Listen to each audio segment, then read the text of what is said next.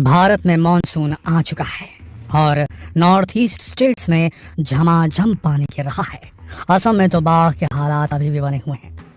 जिस तरीके से भारत में पानी गिर रहा है उसी तरीके से चीन में भी बारिश हो रही है। और आप जानते हैं चीन पानी का इस्तेमाल भारत के खिलाफ कई बार एज अ वॉर वेपन इस्तेमाल कर चुका है और शायद इस विध्वंस के बारे में हम सबको खबर भी नहीं लगी। चीन के पास 4 बड़े हथियार हैं: ब्रह्मपुत्र नदी, कोसी नदी, इंडस नदी, सतलुज नदी, जो चीन के कब्जे वाले तिब्बत से निकलती है और भारत के अंदर एंटर करते हुए विकराल रूप ले लेती है। और इस विकराल रूप को लेने के पीछे चीन की एक बहुत बड़ी चाल है।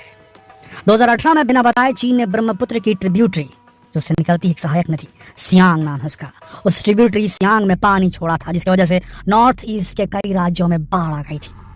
जी हाँ दोस्तों, ऐसा कई बार कर चुका है। 2017 में जब डोकलाम विवाद हुआ था तो चीन ने हाइड्रोलॉजिकल डेटा भारत के साथ शेयर करने से इनकार कर दिया था। यानी कि वो डेटा जो बताता है कि जो डैम बना के रखे हैं चीन ने ब्रह्मपुत्र नदी के ऊपर, उसमें पानी कितना है, कब उसका चीनी डैम छलकेगा, कब वो गेट खोलने वाला है, कब पानी अचानक से भारत की तरफ एंटर करेगा और कब भारत सरकार को डिसीजन लेकर के वहां के लोगों को इवैक्यूएट कराना होगा। ये डेटा देने से मना कर दिया था 2017 में चीन ने, जो उस वक्त डोकलाम विवाद चल रहा था भारत और चाइना के बीच में।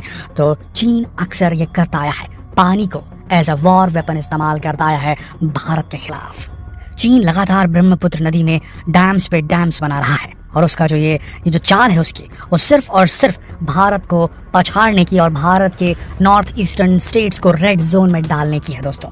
जी हाँ दोस्तों, पिछले 10 सालों में चीन ने 3 बड़े डैम बना डाले हैं और तीनों एक दूसरे से महज 24 किलोमीटर की दूरी पर है। अब आप समझ लीजिए चीन क्या करना चाहता है। चीन इस पानी के वेग को, जब पानी लबालब भर जाए तो एक साथ अगर वो तीनों डोर खोल दे तीनों डैम के, तो पानी अचानक से, भाई ब्रह्मपुत्र नदी से जो नदी आती है चीन से होते हुए भारत के अंदर अरुणाचल प्रदेश में एंटर करती है। और हमने आपको बताया 4 नदियां हैं तो चीन से बहते हुए भारत के अंदर एंटर करती है। तो जो किनारे पे बसे गांव शहर हैं वो सब कुछ बाढ़ में डूब जाएंगे और इसी का इस्तेमाल ये लगातार करता है चीन। वैसे आपको बता दें चीन ब्रह्मपुत्र को यारलुंग सांगपो नदी कहता है। लेकिन दोस्तों अब भारत की बारी है। भारत ने चीन का मुंह तोड़ जवाब देने के लिए एक बहुत बड़े डैम के निर्माण की घोषणा कर दी है। ये घोषणा वैसे तो 2003 में कर दी गई थी, लेकिन इसे बनाते बनाते काफी लेट हो गया और इस साल पहला यूनिट इसका दिसंबर में लगने वाला है। भारत अरुणाचल प्रदेश में चाइना बॉर्डर के पास जल्द स्टार्ट करने जा रहा है एक बेहद बड़ा हाइड्रो पावर प्रोजेक्ट, भारत का सबसे बड़ा पावर प्रोजेक्ट जो चीन के वाटर डाइवर्जन टैक्टिक्स को काउंटर कर देगा। जी हाँ दोस्तों, अरुणाचल प्रदेश के पहाड़ी इलाकों में बनाया जाएगा $2.6 बिलियन का प्रोजेक्ट। 2 गीगावाट की बिजली जनरेट करेगा ये। NHPC लिमिटेड जुलाई में Subansiri lower hydro power project के लिए ट्रायल की शुरुआत करेगा।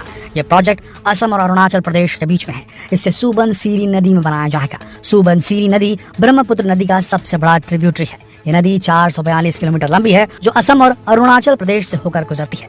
यह तिब्बत के हिमालय से निकलती है और अरुणाचल प्रदेश के रास्ते भारत में एंटर करती है। यह असम के मजौली में ब्रह्मपुत्र से मिलती है।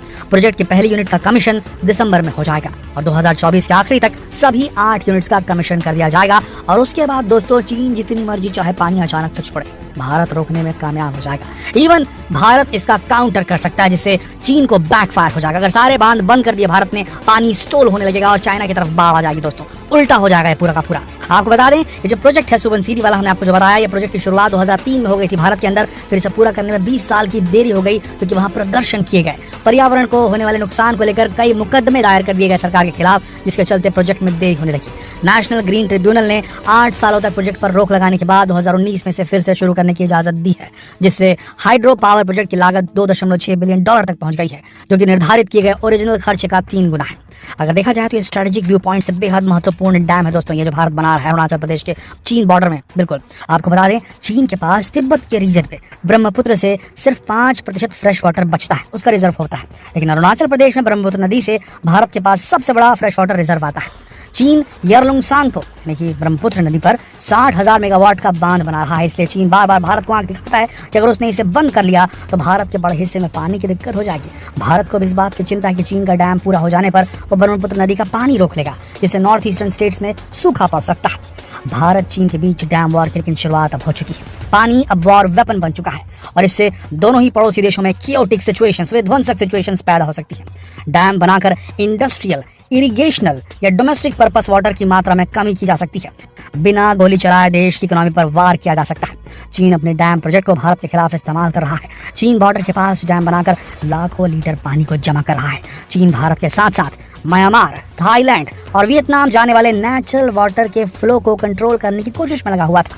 पानी रोककर पड़ोसी देशों में सूखे की स्थिति ला सकता था। चीन युद्ध के वक्त डैम में जमा पानी को छोड़कर बाढ़ की स्थिति भी पैदा कर सकता था। चीन की ओर से भारत की ओर 347 बिलियन क्यूबिक पानी भारत के लिए खतरा है। जैसे कि मैंने आपको बताया, 4 बहुत बड़े हथियार हैं चीन के पास: ब्रह्मपुत्र, कोसी, इंडस और सतलुज नदी। आपको बता दें, भारत लगातार डैम पर डैम बनाता चला जाएगा। एक तो ये बहुत बड़ा मेगा प्रोजेक्ट है जिसका नाम हमने आपको वीडियो की शुरुआत में बताया था। इसका नाम है Subansiri lower hydro power project, जो कि 2 गीगावाट की बिजली जनरेट करेगा। इसके अलावा 50 करोड़ का एक और डैम बनाया जा रहा है और उसके साथ ही बहुत सारे छोटे छोटे स्टॉप डैम्स बनाए जाएंगे, जिससे कल को अगर चीन अचानक से पानी छोड़ता है तो उसे रोका जा सके। और साथ ही हमारे तरफ अगर डैम रहेंगे तो हमारे यहाँ भी पानी का स्टोरेज होगा, और जब कल को चीन जो है अपने गेट बंद कर देगा, पानी पहुंचने नहीं देगा भारत की तरफ, तो हमारा डैम जो पानी स्टोर करके रखेगा हम उसे इस्तेमाल कर सकते हैं। जैसे कि मैंने आपको बताया कि महज 5% फ्रेश वाटर का रिजर्वायर चीन की तरफ पड़ता है, बाकी पूरा भारत की तरफ आ जाता है असम से। तो हम ज्यादा पानी स्टोर कर सकते हैं चीन के बनस्पत, बस हमें डैम बनाने होंगे सही तरीके के। देखिए दोस्तों, चीन जब डैम से पानी छोड़ता है बहुत ज्यादा मात्रा में, तो कई तरीके से डैमेज होता है भारत को। देश की जो एग्रीकल्चरल लैंड है और उसकी इकोलॉजी को नुकसान पहुंचता है, क्योंकि पानी छोड़ने से सिलिट नाम की एक मिट्टी भी आ जाती है जो बाढ़ के साथ ढके आती है, और ये जो फर्टिलिटी है जमीन की, भारतीय जमीन की उपजाऊपन को कम कर देती है, उपजाऊपन को उसकी। मैन मेड डिजास्टर हो सकता है, अचानक पानी छोड़कर बाढ़ जैसे हालात पैदा कर देता है चीन। और नॉर्थ ईस्ट के जो स्टेट है हमारे देश के, वो रेड जोन में चले जाते हैं। 2025 तक भारत के डैम लाइफ साइकिल को पूरा कर लेंगे, और उसके बाद जब नए डैम आएंगे तो उसके बाद चीन हमें आंख नहीं दिखा पाएगा। पहली बार ऐसा हुआ है, जी हाँ, पहली बार ऐसा हुआ है। अब तक चीन भारत को आंखें दिखाता था कि मैं डैम के शटर बंद कर दूंगा या मैं डैम के शटर खोल दूंगा, बह जाएगा भारत का चिकन नेक, भारत का पूरा अरुणाचल बह जाएगा, नॉर्थ ईस्ट बह जाएगा, जब चाहे मैं हमला कर दूंगा। लेकिन अब भारत आंखें दिखा रहा है चाइना को कि मेरे पास तुमसे बड़े डैम बॉर्डर पे बन चुके हैं, तुम ज्यादा इधर उधर करोगे तो हम सारे बांध के गेट बंद कर देंगे, और उस स्ट्रेटेजिक टाइम पे बंद करेंगे जब तेज बारिश हो रही होगी, और हमारे यहाँ जब फ्लो रुक जाएगा तो पानी तुम्हारे यहाँ भर जाएगा और चाइना बहुत बुरी तरीके से प्रभावित हो जाएगा। तो बोलते हैं ना, टिट फॉर टैट। ये वाली जो सरकार है ना भारत की, ये चाइना को मुंह तोड़ जवाब देना जानती है। तो दोस्तों, कैसा लगा आपको जानकर कि भारत जो है वो बॉर्डर पर चाइना के सीधा मुंह में देखते हुए, उसकी आंखों में देखते हुए सामने एक डैम बना रहा है, और अब चाइना को भी भारत से डरने की जरूरत है। जितना हो सके इस खबर को शेयर करें फेसबुक पर, व्हाट्सएप पर, यूट्यूब पर। जल्द मिलते हैं आपसे अगले वीडियो में। तब तक के लिए आप सबका इस वीडियो के अंत तक बने रहने के लिए दिल से धन्यवाद।